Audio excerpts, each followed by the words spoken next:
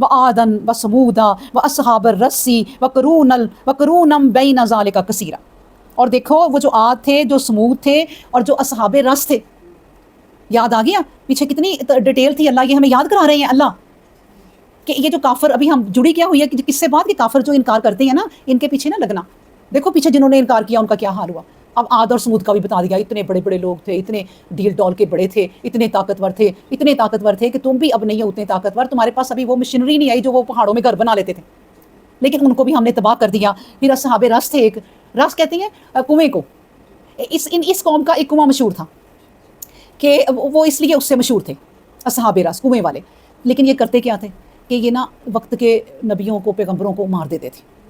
ایک دفعہ یہی ہوا، ایک چھوٹا سا واقعہ ہے جو میں آپ کو بتاؤں، یہ اسرائیلی روایت سمجھ لیں اور سچی بھی ہو سکتی ہے کیونکہ بڑے بڑے واقعات ہوئے ہیں، بالکل ہوئے ہیں.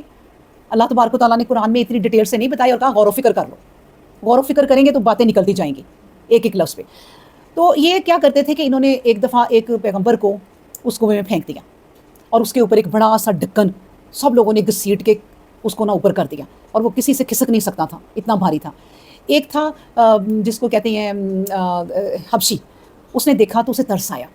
وہ کیا کرتا کہ دن بھر محنت کرتا، لکڑیاں کاٹتا اور اپنی روزی روٹی کماتا اور اس کے بعد وہ کچھ کھانا خریدتا اور اس پیغمبر کے لیے لے آتا. اور اللہ نے اس کی مدد کی کیونکہ جو کام کوئی کرنے کا ارادہ کرتا ہے نا پھر اللہ اس کی مدد کرتا ہے، لیکن ارادہ پہلے ضروری ہے. اس نے بھی یہ ارادہ کیا کہ میں پیغمبر کی مدد کروں گا. وہ گیا، اس نے اکیلے نہیں ڈھکن کھسکا کے آگے کو کر دیا، اس سے کھسک گیا اور پیغمبر کو رسی سے لٹکا کے روٹی اور پانی دے دیتا. اور وہ کئی دن یوں کرتا رہا، پیغمبر اس کو دعا دیتا رہا کہ اس نے پیغمبر کی جان بچائی. ایک دفعہ کیا ہوا کہ وہ جب کما کے آ رہا تھا تو راستے میں اس کی کہیں آنکھ لگ گئی اور وہ کئی سال سوتا رہا. جب اس کو ہوش آئی، نیند ختم ہوئی، تو اس نے کہا کہ اوہو پتہ نہیں میں کتنی دیر سو گیا ہوں، میں نے تو پیغمبر کو کھانا دینا ہے. وہ کنویں کی طرف گیا اور اسے کہیں کنواں نظر نہ آیا، حالات بدل چکے تھے. اس نے کہا کہ میں تو یہاں پہ کھانا دیتا تھا، وہ کہاں گیا پیغمبر. پتہ چلا کہ یہ اللہ نے اس کو تو نیند دے دی، ایک نشانی دکھانی تھی کہ تم ایسے اٹھو گے. دوسری کہ اس قوم کو بھی اللہ نے کوئی ہدایت دے دی. انہوں نے کہا یہ جو ہم پہ کوئی مصیبتیں آئی ہیں اس لیے آئی ہیں کہ ہم نے پیغمبر کو کنویں میں بند کیا ہوا ہے. انہوں نے نکالا، اپنے پیغمبر کی مانی اور بڑی اچھی پھر زندگی کہتے گزاری. اللہ نے انہیں ہدایت دے دی. کہتی ہیں کہ وہ پیغمبر بھی اس حبشی کو ڈھونڈتے رہے کہ وہ مجھے ملے، وہ مجھے کھانا دیتے تھے. تو بس اس طرح اللہ تبارک و تعالیٰ یعنی کہ اس طرح مدد کرتے ہیں ان لوگوں کی جو ارادے کر لیتے ہیں نیک کام کرنے کی. اب یہ اس لیے میں اصحاب رس کا واقعہ یاد رکھیں کہ اصحاب رس کس کو کہتے ہیں؟ کنویں والوں کو. تو یہ ان کا ایک بہت بڑا کنواں تھا. پھر اللہ تبارک و تعالیٰ کہتے ہیں کہ دیکھو وَقَرُونًا بَيْنَ ذَلِكَ كَثِيرًا، عاد، سمود، اصحاب رس اور بہت سی اور بھی قومیں اس طرح کی گزری ہیں. اب دیکھیں ان کا نام ہی نہیں لیا. اس جملے پہ غور کریں کہ وَقَرُونًا بَيْنَ ذَلِكَ كَثِيرًا کہ اللہ تبارک و تعالیٰ نے بہت ساری ابھی قومیں ہیں جن کا نام ہی نہیں لیا، ہمیں ویسے ہی بتا دیا کہ یہ بہت ساری قومیں اسی طرح اور بھی گزری ہیں ان کے بعد، ان کے آگے پیچھے، جن کا اللہ نے کوئی نام لینا پسند نہیں کیا. دیکھو وَكُلًّا ضَرَبْنَا لَهُ الْأَمْثَالَ، ہر ایک کو ہم نے مثالوں سے کس طرح بیان کیا. وَكُلًّا تَبَرْنَا تَتْبِيرًا، یعنی کہ ہم نے ہر ایک کو مثالوں کے ساتھ ان کے سامنے مثالیں بیان کی، پھر ہر ایک کو بالکل ہی تباہ و برباد کر دیا. وَكُلًّا تَبَرْنَا تَتْبِيرًا، یہ بھی وہی ہے کہ تباہ کرنا، صحیح تباہ کرنا.